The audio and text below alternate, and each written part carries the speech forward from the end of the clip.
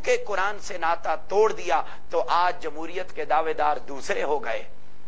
Banking system ہو، معیشت کی مضبوطی کی بات ہو، یہ سارے کا سارا سسٹم قرآن کے اندر بیان کر دیا، مگر ہم نے چونکہ قرآن کو پڑھنا چھوڑ دیا اس لیے ہم ذلیل و خوار ہو گئے. اور اسی بات کو تو علامہ اقبال نے بھی بیان کیا تھا نا کہ ہم تباہ و برباد کیوں ہوئے تباہ و برباد.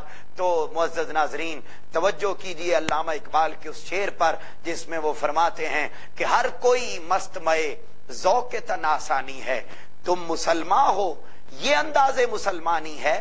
یہ شکوہ جواب شکوہ، جب شکوہ کیا اقبال نے تو جواب شکوہ یہ لکھا کہ ہر کوئی مست مئے ذوق تن آسانی ہے، تم مسلمان ہو یہ انداز مسلمانی ہے.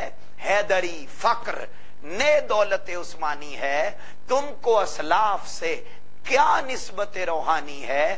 وہ معزز تھے زمانے میں مسلمان ہو کر، تم خار ہوئے تارک قرآن ہو کر. ہم پوری دنیا میں مسلم امہ اور بالخصوص پاکستانی قوم اس لیے تباہی و بربادی کا شکار ہے کہ ہم نے اپنا ناطہ قرآن سے توڑ لیا ہوا ہے. اگر ہم اپنا ناطہ قرآن سے بحال کر لیں تو ہم پھر اوج تک پہنچ سکتے ہیں، بلندی تک پہنچ سکتے ہیں. کیونکہ یاد رکھیے اللہ رب العزت کی اپنی ذات کی دو حقیقتیں ہیں. پہلی حقیقت اس کی اپنی ذات اور دوسری حقیقت اس کی پیدا کردہ مخلوق.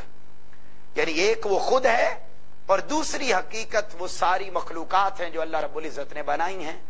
اب پھر اللہ رب العزت نے جتنی مخلوقات پیدا کی ہر مخلوق کی بھی آگے دو حقیقتیں ہیں، ایک پیدا ہونے والی ذات اور ایک حقیقت اس ذات کی صفت.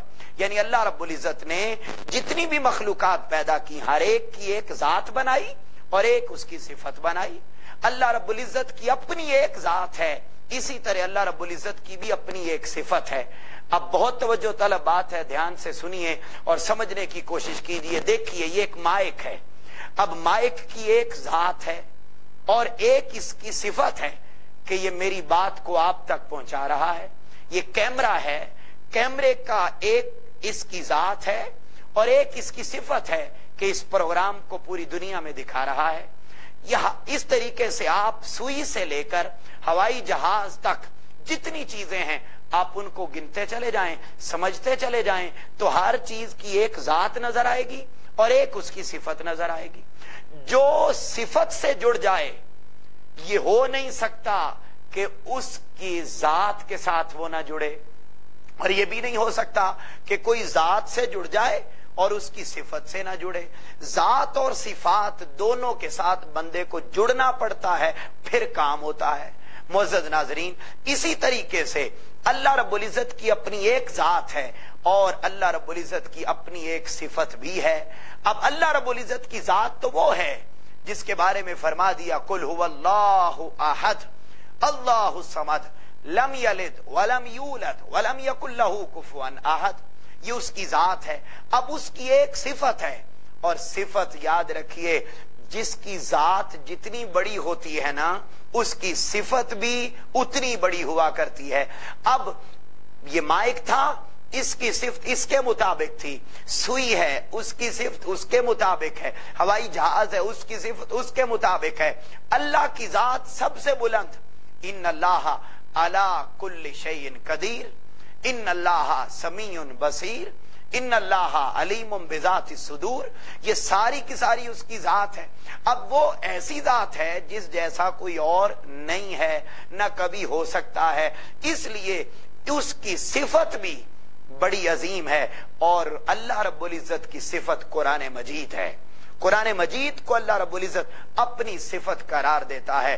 یاد رکھیے جب تک ذات موجود رہتی ہے اس کی صفت بھی تب تک موجود رہتی ہے. یہ قرآن اللہ کی صفت، اس لیے اللہ تب تک جب تک رہے گا یہ قرآن بھی تب تک موجود رہے گا. اسی لیے اللہ رب العزت نے اس کی حفاظت کا ذمہ اپنے ذمے لیا. پہلے جتنی کتابیں اتری کسی کتاب کی ذمہ داری اللہ رب العزت نے اپنے سپرد نہیں لی، مگر جب قرآن کی باری آئی تو اللہ رب العزت نے فرمایا انا نحن نزلنا الذکر وانا لہ لحافظون. بے شک ہم نے اس ذکر کو نازل کیا اور ہم ہی اس کی حفاظت کرنے والے ہیں۔ معزز ناظرین، یہ مبارک کتاب ہمارے درمیان اللہ کا پیغام لے کر اور اللہ کی آخری کتاب بن کر، ایک دائمی پیغام بن کر ہمارے پاس